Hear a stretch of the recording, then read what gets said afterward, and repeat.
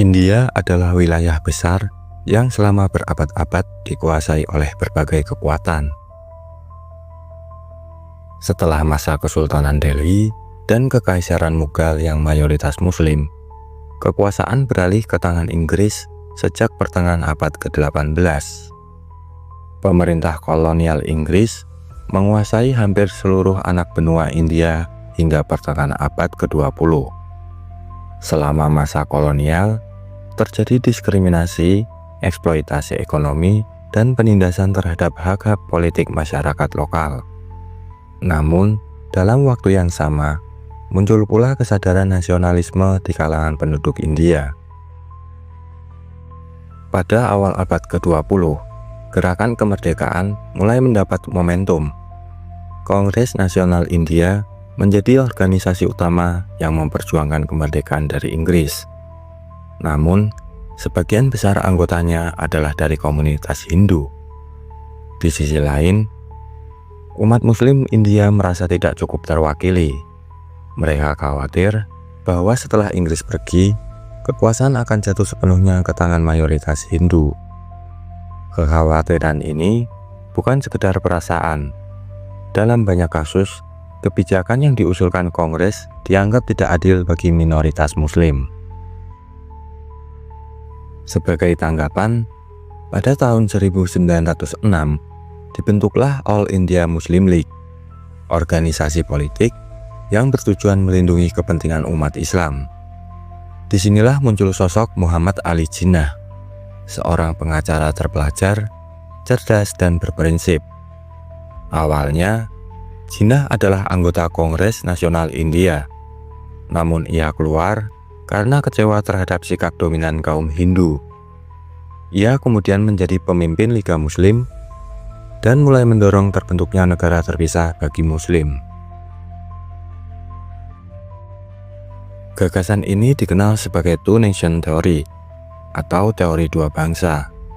Teori ini menyatakan bahwa umat Muslim dan Hindu adalah dua bangsa yang berbeda secara agama, budaya, sejarah, dan identitas. Oleh karena itu, mereka tidak bisa hidup berdampingan dalam satu negara yang dikuasai oleh satu kelompok mayoritas. Jinnah menyampaikan hal ini dengan tegas dalam pidato-pidatonya, dan Liga Muslim pun semakin mendapatkan dukungan umat Islam dari berbagai wilayah India.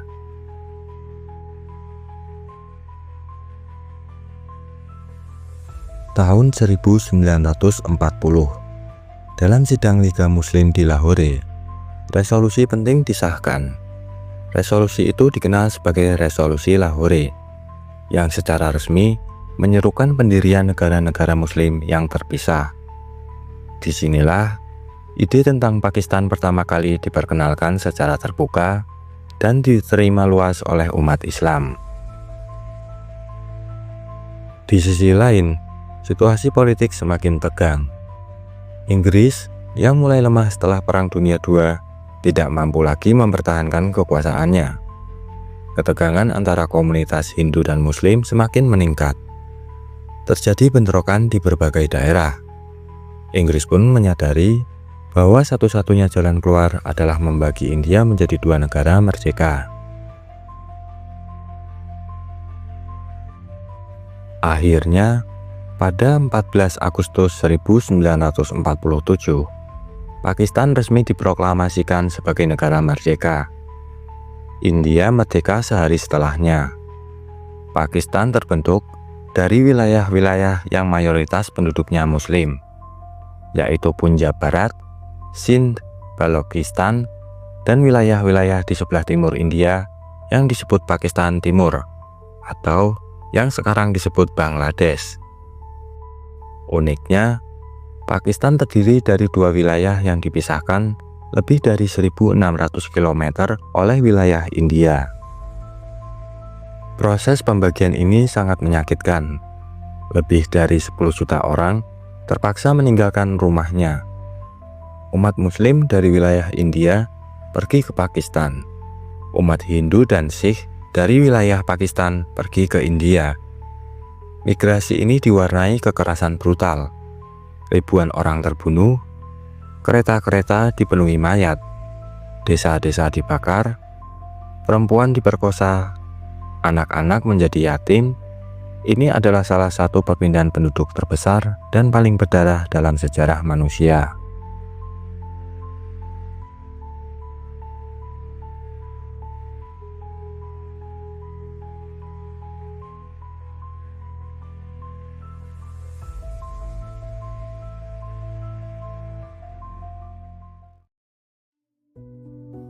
Pakistan lahir dalam kondisi krisis.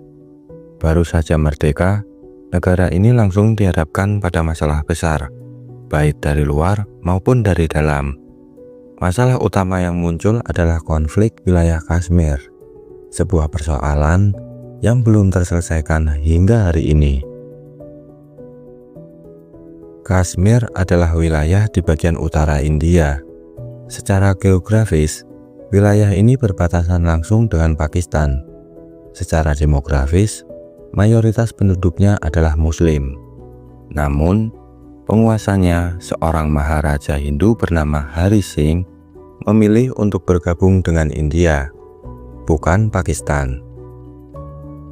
Keputusan ini memicu kemarahan besar di Pakistan. Banyak warga Kashmir juga menolak keputusan tersebut. Ketegangan meningkat menjadi perang. Pada akhir tahun 1947, pecah perang India-Pakistan pertama. Ribuan tentara dari kedua negara terlibat. Wilayah Kashmir menjadi medan tempur. Banyak warga sipil menjadi korban. Pakistan mendukung pemberontakan di wilayah Kashmir, sementara India mengirim pasukan untuk mempertahankan kendali atas wilayah tersebut. PBB akhirnya turun tangan. Pada tahun 1949 dicapai gencatan senjata. Garis gencatan senjata itu dikenal sebagai Line of Control atau LOC, yang membagi Kashmir menjadi dua bagian, Kashmir yang dikelola India dan Kashmir yang dikelola Pakistan. Namun, tidak ada penyelesaian final. Kashmir tetap menjadi wilayah yang diperebutkan. Perang belum selesai, hanya berhenti sementara. Hingga hari ini, konflik ini terus menjadi sumber ketegangan. Bahkan, sudah memicu 3 perang besar antara kedua negara. Selain konflik eksternal, Pakistan juga menghadapi permasalahan internal yang sangat besar. Negara ini terdiri dari 2 wilayah utama, yaitu Pakistan Barat yang sekarang menjadi Pakistan, dan Pakistan Timur yang sekarang menjadi Bangladesh. Meskipun satu negara, keduanya berbeda dalam banyak hal. Budaya berbeda, bahasa berbeda, dan prioritas ekonomi pun berbeda. Pakistan Barat menguasai pusat kekuasaan, termasuk pemerintahan, militer, dan ekonomi. Sedangkan Pakistan Timur, meskipun memiliki jumlah penduduk yang lebih besar, mereka merasa terpinggirkan. Bahasa Bengali yang digunakan di Pakistan Timur tidak diakui sebagai bahasa resmi, yang menimbulkan kemarahan. Protes dan demonstrasi pun muncul sebagai bentuk ketidakpuasan. Kondisi ini menciptakan ketegangan politik yang terus meningkat. Bahkan, dalam beberapa tahun setelah kemerdekaan, Pakistan mengalami instabilitas pemerintahan. Konstitusi pertama baru berhasil disahkan pada tahun 1956, hampir 1 dekade setelah kemerdekaan. Namun, hanya 2 tahun setelah itu, militer mengambil alih kekuasaan dalam kudeta militer tahun 1958, menandai awal dominasi militer dalam politik Pakistan yang berlangsung lama. Militer menjadi kekuatan dominan dalam politik, sementara demokrasi tetap lemah. Partai politik tidak stabil, dan institusi negara masih belum matang. Dalam situasi ini, masyarakat mulai kehilangan kepercayaan terhadap pemerintah sipil. Parlemen beberapa kali dibubarkan. Perdana Menteri diganti secara tiba-tiba, dan kelompok oposisi mendapat tekanan. Di sisi lain, Pakistan terus memperkuat identitasnya sebagai negara Islam. Konsep negara Islam menjadi ide sentral dalam membangun arah politik dan hukum.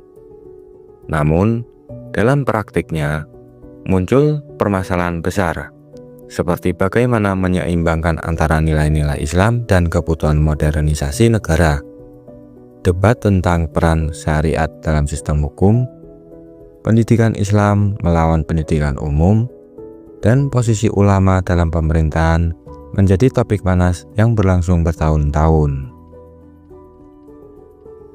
Jadi, dalam dekade pertama kemerdekaannya, Pakistan harus berhadapan dengan realitas pahit. Konflik berkepanjangan dengan India, ketegangan etnis dan wilayah, krisis politik, kudeta militer, hingga kebingungan arah ideologis. Semua itu terjadi saat rakyat masih berduka atas luka migrasi, kehilangan harta, kehilangan keluarga, dan mimpi besar tentang negara Islam yang adil dan sejahtera masih jauh dari kenyataan.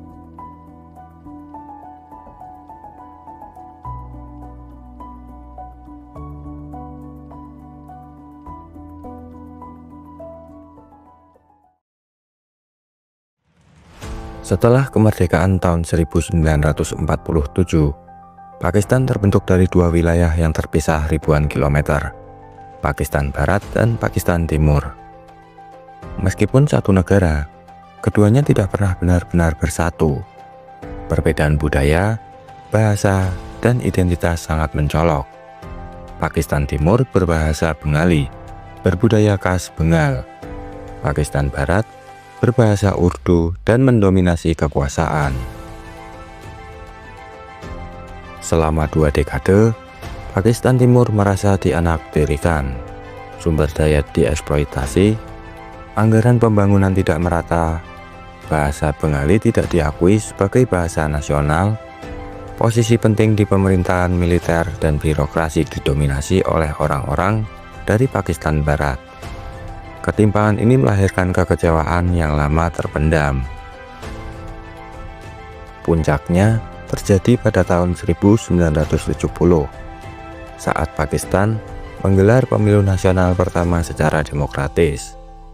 Partai dari Pakistan Timur, Awami League, yang dipimpin oleh Sheikh Mujibur Rahman, meraih kemenangan besar.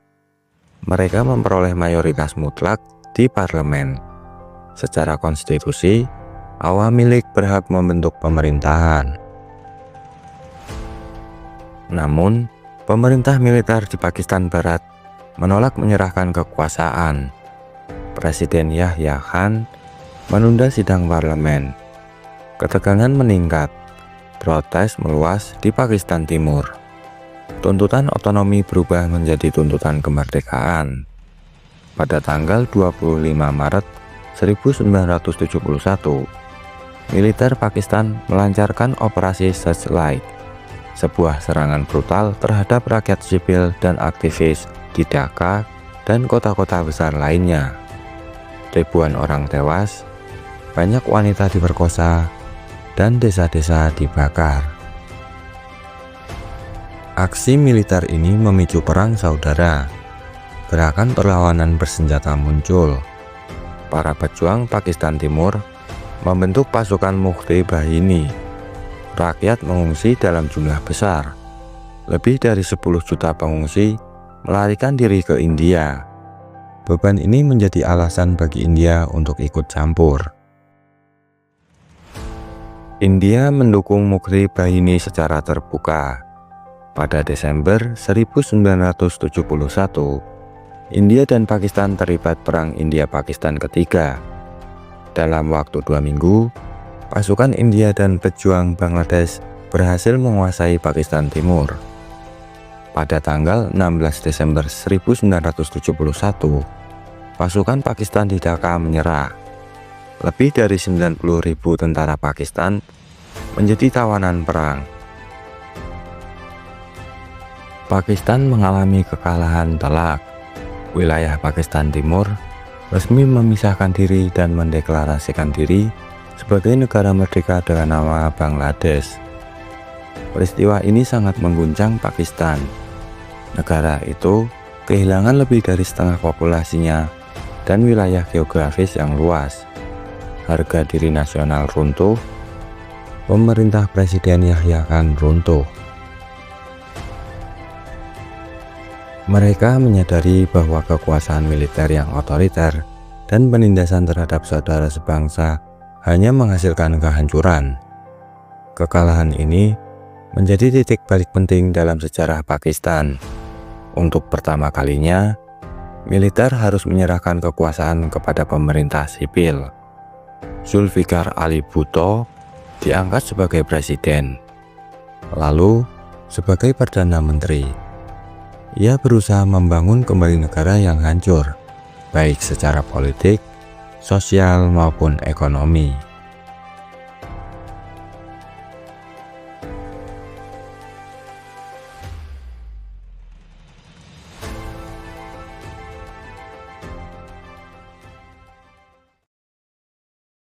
Setelah kehilangan Pakistan Timur pada tahun 1971, Pakistan mengalami guncangan nasional yang sangat dalam. Kegagalan militer dan kehancuran politik menciptakan kekosongan kekuasaan. Presiden Yahya Khan mundur. Zulfikar Ali Bhutto naik sebagai pemimpin sipil pertama setelah perang. Bhutto mencoba membangun kembali kepercayaan rakyat. Ia melakukan reformasi ekonomi, nasionalisasi industri, dan menyusun konstitusi baru pada tahun 1973. Pakistan kembali menjadi republik parlementer. Namun, gaya kepemimpinan Bhutto otoriter. Ia menekankan oposisi dan menggunakan kekuasaan secara represif. Ketidakpuasan tumbuh di berbagai wilayah. Pada tahun 1977, situasi memanas.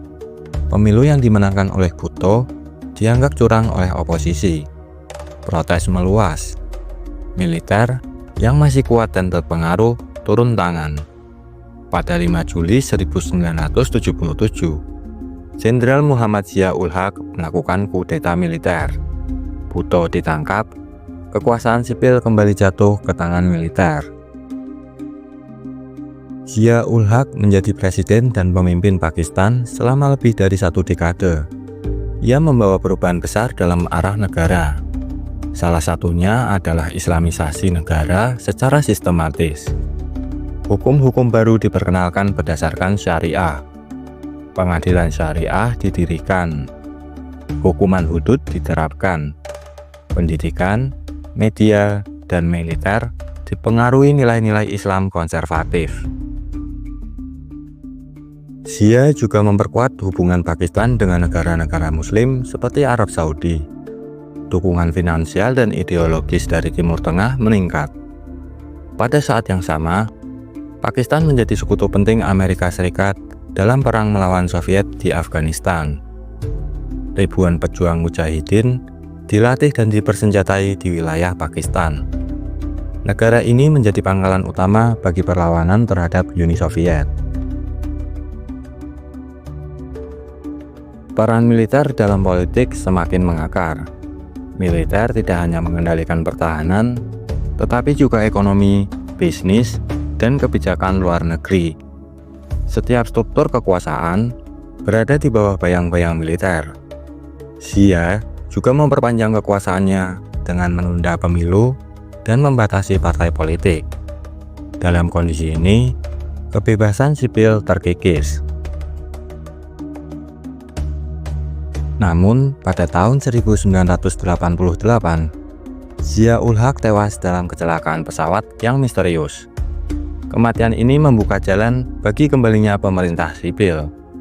Tapi jejak Zia tidak hilang. Warisan Islamisasi tetap tertanam.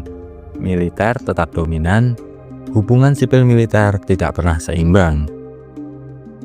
Pada dekade 1990-an, Pakistan mengalami pergantian pemerintahan yang tidak stabil. Perdana Menteri Benazir Bhutto dan Nawaz Sharif bergantian memimpin. Namun kedua pemerintahan ini dibayangi korupsi, tekanan militer, dan ketidakstabilan ekonomi.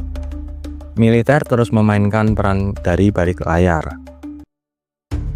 Tahun 1998 menjadi titik balik penting. Pakistan melakukan uji coba nuklir di wilayah Chagai, Balochistan. Langkah ini diambil sebagai respon atas uji coba nuklir India sebelumnya. Dunia terkejut. Pakistan menjadi negara muslim pertama yang memiliki senjata nuklir. Uji coba ini bukan sekedar demonstrasi kekuatan. Ini adalah pesan politik dan militer. Pakistan ingin diakui sebagai kekuatan besar di kawasan. Langkah ini membawa sanksi internasional, tapi juga meningkatkan rasa bangga nasional. Rakyat melihatnya sebagai kemenangan atas dominasi India. Militer semakin disanjung. Senjata nuklir dianggap sebagai penjamin kedaulatan dan simbol kekuatan umat Islam. Dalam politik Pakistan, kekuatan militer tidak hanya berada di medan perang, tetapi juga di jantung negara.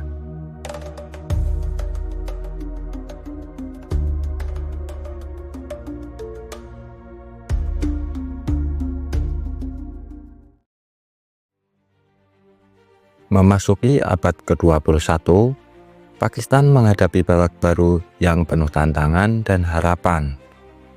Dunia berubah cepat, peta geopolitik bergerak, teknologi berkembang, ancaman bergeser dari perang konvensional ke perang asimetris, terorisme, dan krisis ekonomi. Di tengah dinamika global ini, Pakistan harus menyesuaikan langkah, sekaligus menyembuhkan luka masa lalu.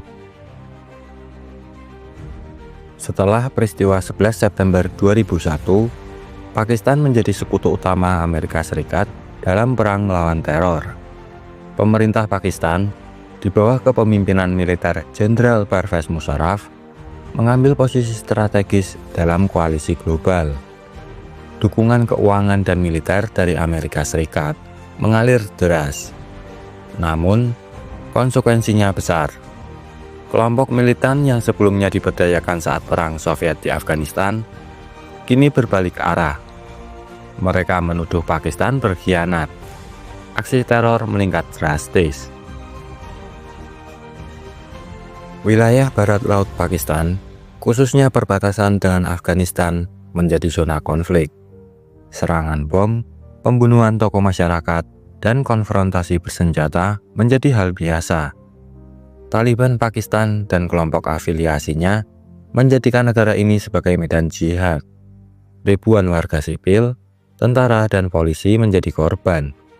Kota-kota besar seperti Karachi, Lahore, dan Islamabad pun tak luput dari ancaman.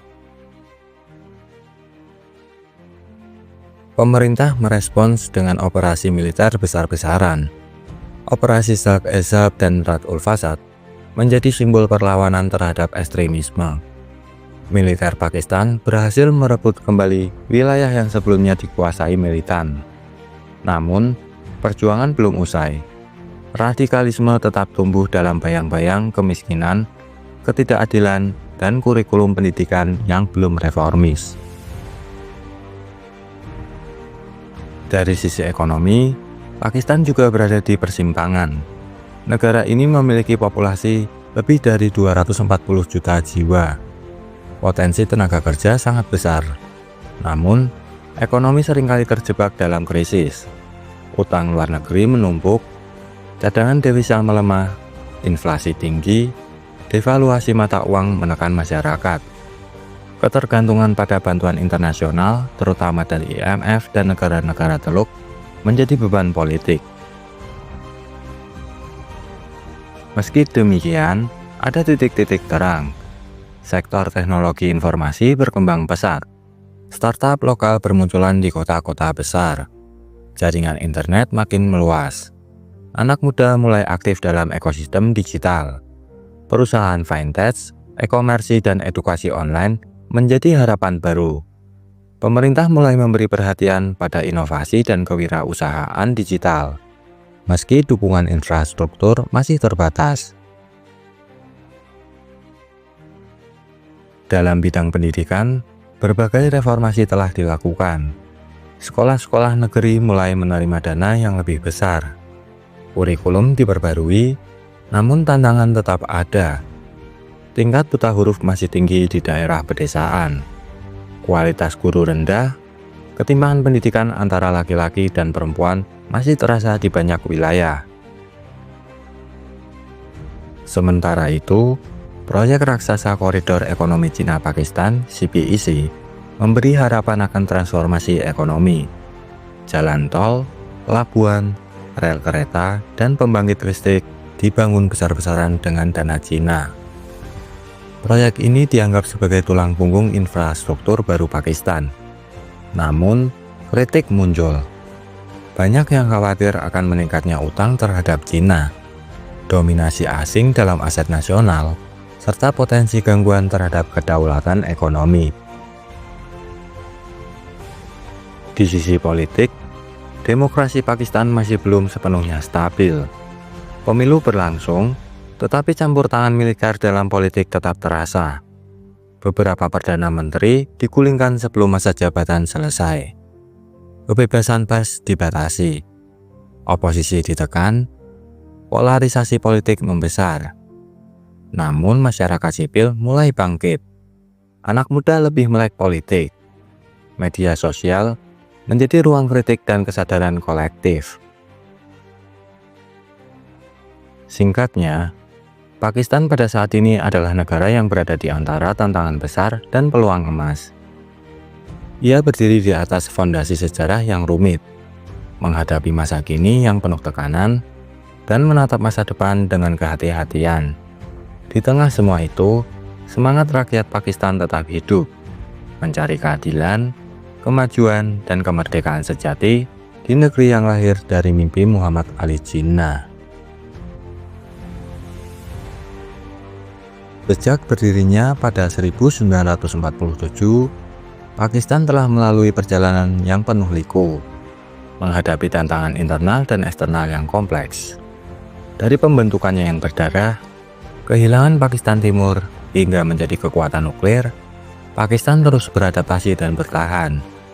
Masa depannya bergantung pada kemampuannya untuk mengatasi tantangan domestik, membangun institusi yang kuat, dan memainkan peran konstruktif dalam komunitas internasional.